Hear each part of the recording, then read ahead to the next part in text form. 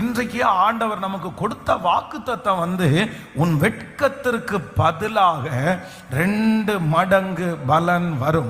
நீங்க எத்தனை நாட்களுக்கு முன்பாக வெட்கப்பட்டிருந்தாலும் அந்த வெட்கத்திற்கு 2 மடங்கு பலனை கர்த்தர் தருவார்.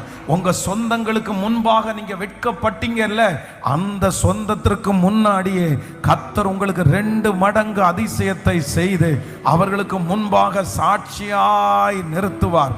நீங்க வெட்கப்பட்டு போன அதே தெருவில் ஆண்டவர் உங்களுக்கு 2 மடங்கு ஆசீர்வாதத்தை கொடுத்து உங்க தலைகளை கர்த்தர் நிமிர பண்ணுவார். நீங்கள் வெட்கப்பட்ட அந்த சொந்தக்காரர்களுக்கு முன்பாய் ஆண்டவர் உங்கள் தலையை அபிஷேகம் பண்ணி 2 மடங்கான அபிஷேகத்தை கர்த்தர் தந்து, ஆமென், உங்கள் வெட்கத்திற்கு பதிலாய் 2 மடங்கு பலனை கர்த்தர் தருவேன். நம்புறவங்க இன்னும் சத்தமாய் ஆமென் சொல்லி கரங்களை தட்டி, உங்க இருதயம் பயப்பட வேண்டாம், உங்க இருதயம் கலங்க வேண்டாம்.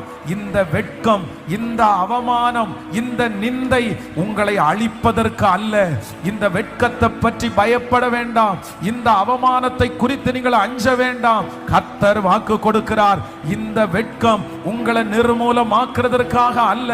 இந்த வெட்கம் 2 மடங்கு ஆசீர்வாதத்தை உங்களுக்கு கொண்டு வரும்.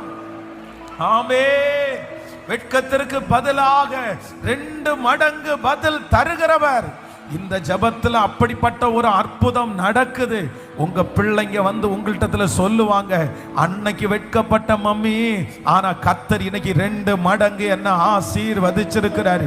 உங்க பிள்ளை பட்ட வெட்கத்திற்கு கர்த்தர் 2 மடங்கு பதில கர்த்தர் தருவார்.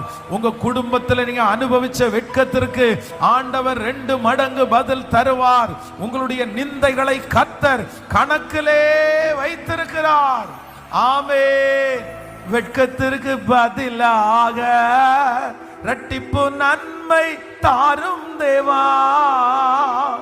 வெட்கத்திற்கு பதிலாக இரட்டிப்பு நன்மை தாரும் தேவா. கண்ணீருக்கு பதிலாக பாடும், என் கண்ணீருக்கு பதிலாக ஆனந்த காளிப்பை தாரும் தேவா. ஆனந்த காளிப்பை தாரும். கைகளை மேல தட்டி போது கிருபை தாரும் தேவா.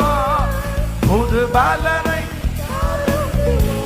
பாடுவோம், போது கிருபை தாரும்